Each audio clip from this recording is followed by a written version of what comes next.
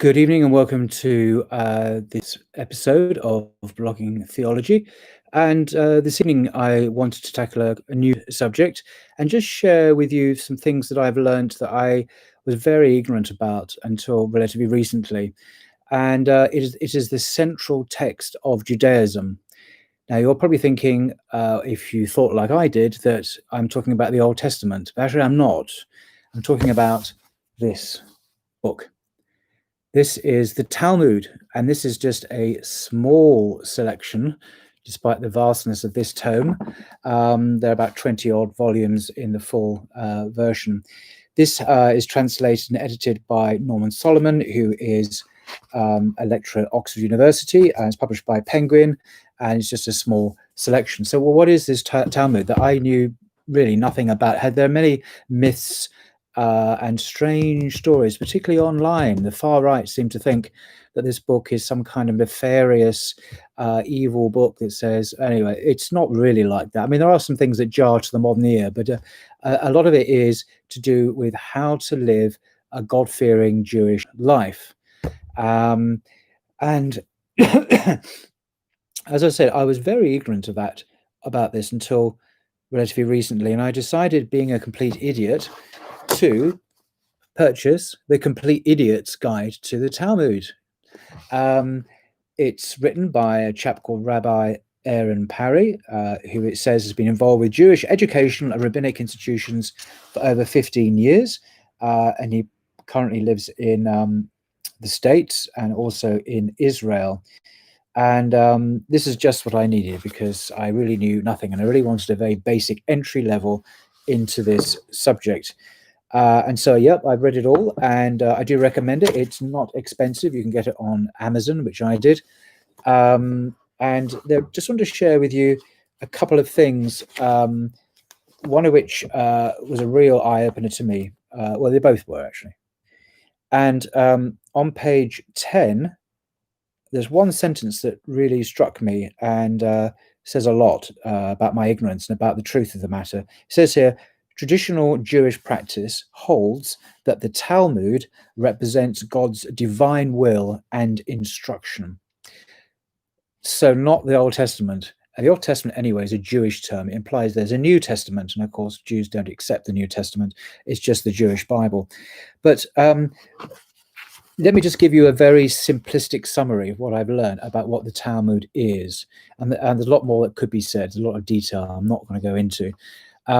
So as we know, as Christians, Muslims, everyone knows in the world that God sent Moses as a prophet to the Israelites. And on Mount Sinai, we can read about it in the book of Exodus, God gave Moses the commandments, the 10 commandments, all the commandments, 613 of them in all, on Mount Sinai. And, if you can read about that in the Pentateuch. These are the first 5 books of the Bible, Genesis through to Deuteronomy, and Exodus is one of those books.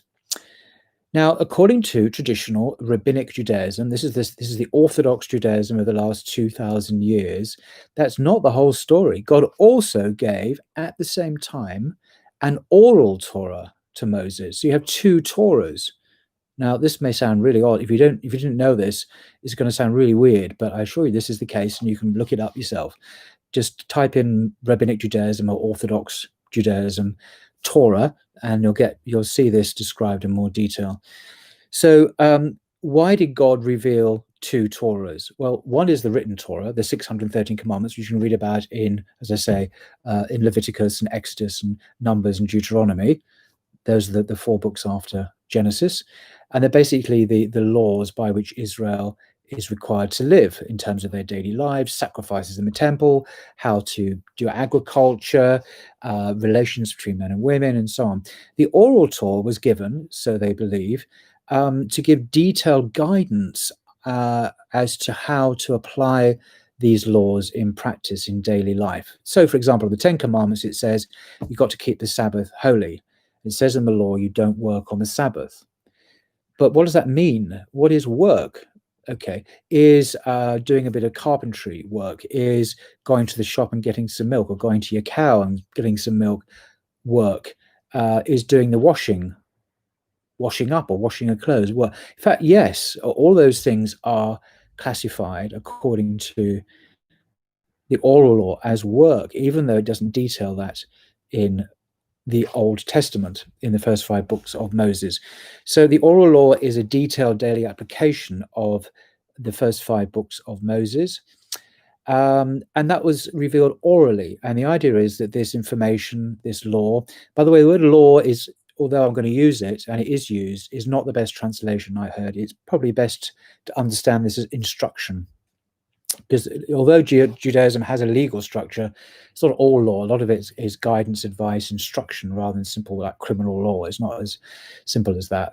So this was handed down, the oral law was handed down from person to person, first from Moses, then to Joshua, and so on, all the way down to the prophets, through the sages, as they were called, all the way down into the turn of the tide with the advent of Christianity and the coming of Jesus.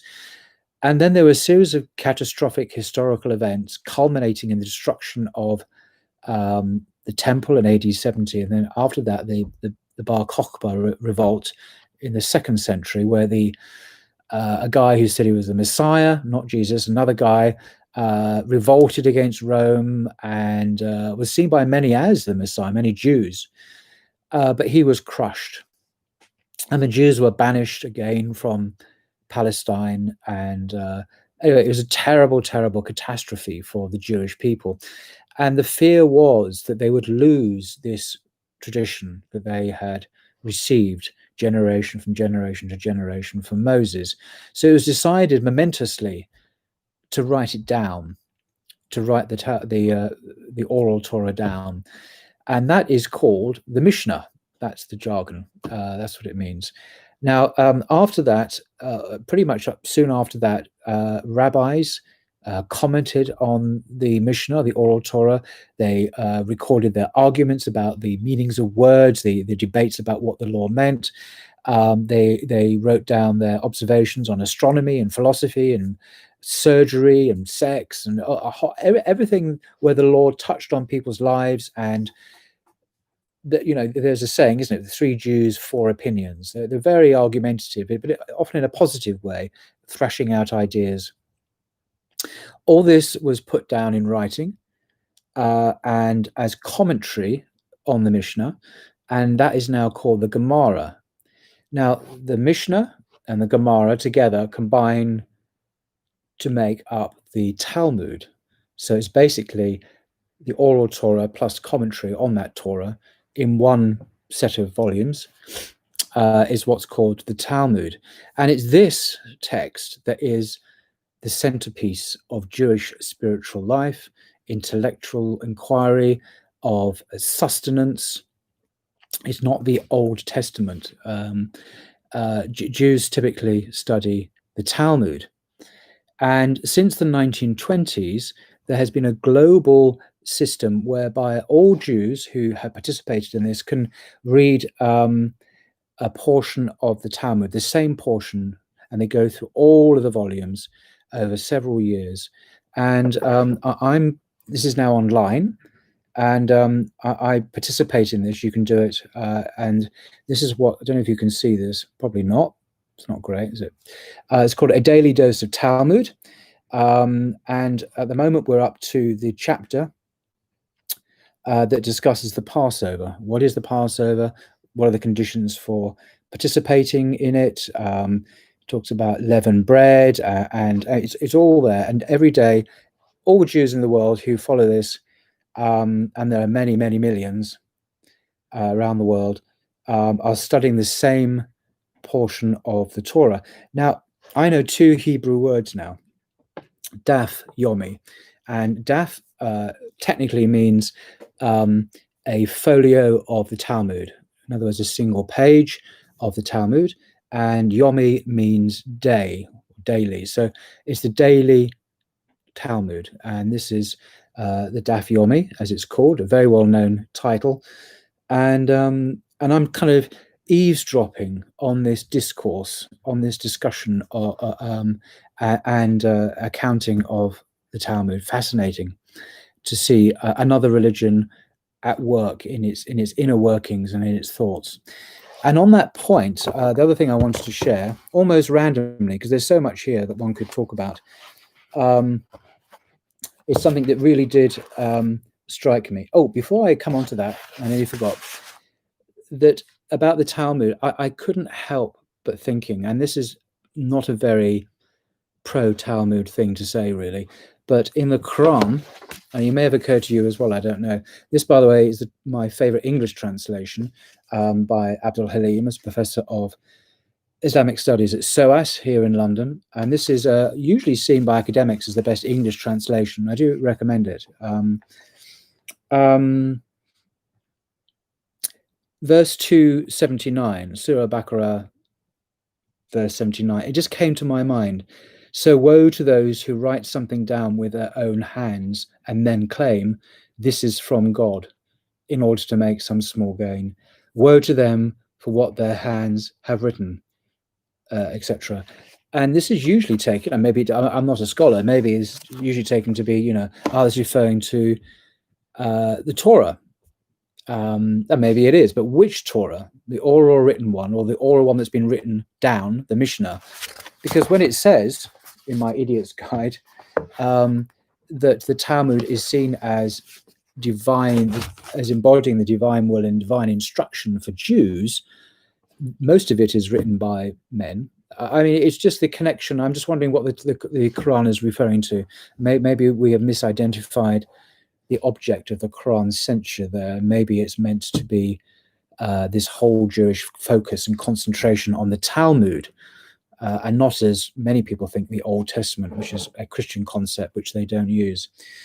So then coming on to the other passage, which really struck me, again, a complete revelation to me, is what the Talmud teaches about the nature of men and women and their relationship and their relations and how they are to be conducted.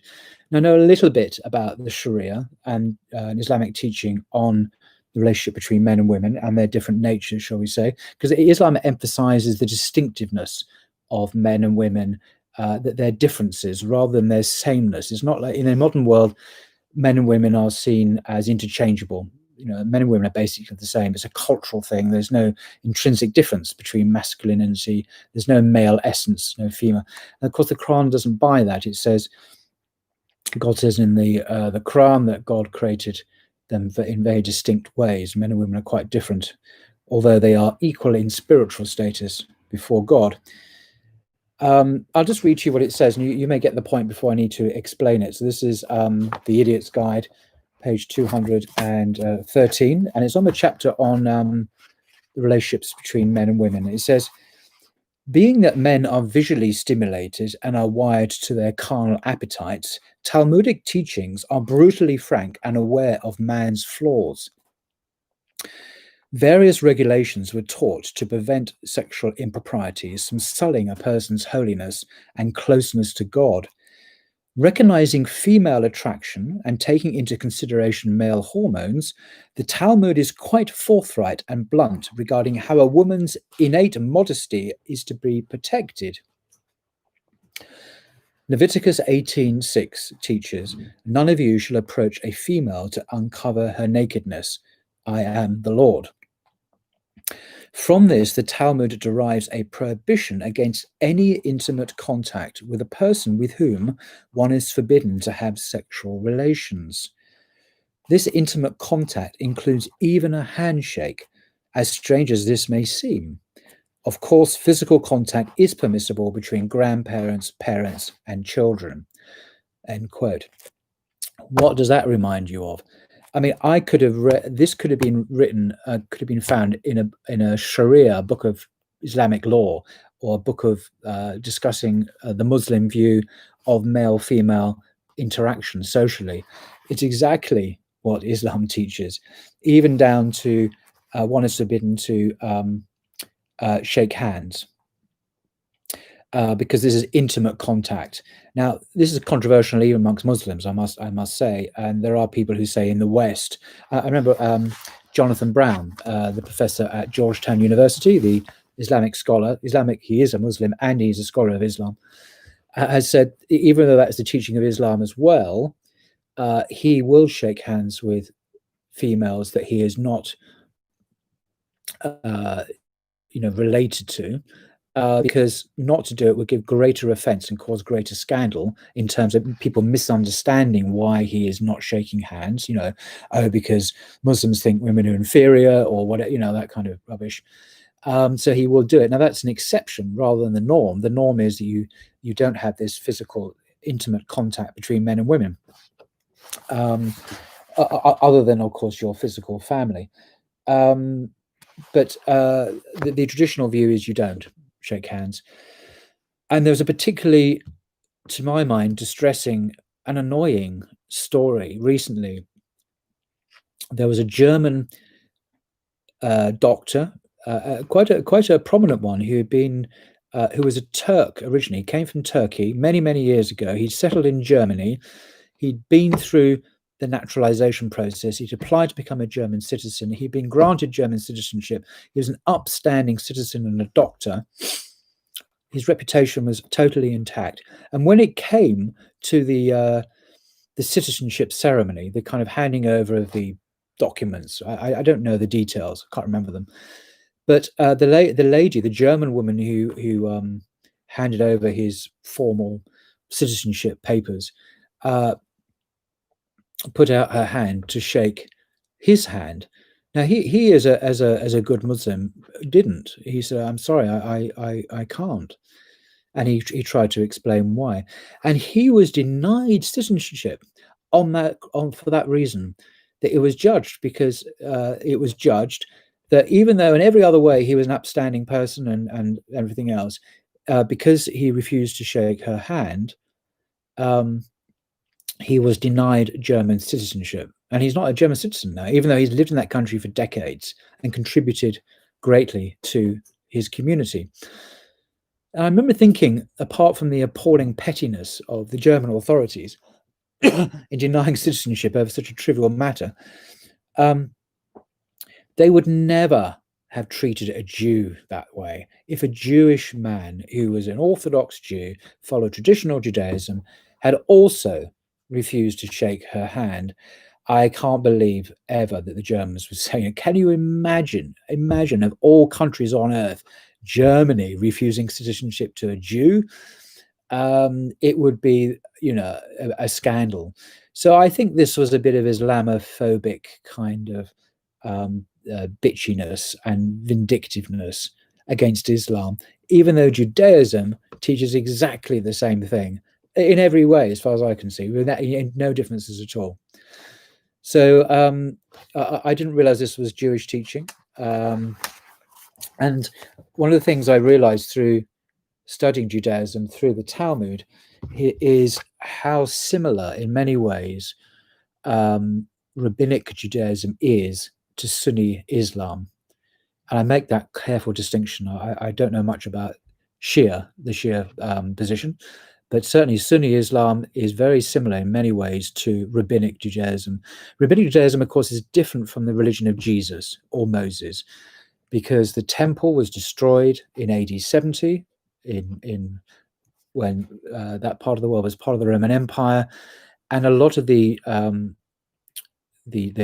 Torah is made up of temple worship, temple sacrifice. The book of Leviticus is full of regulations for sacrifices, and most of them are not sacrifices for sin. This is a popular misunderstanding.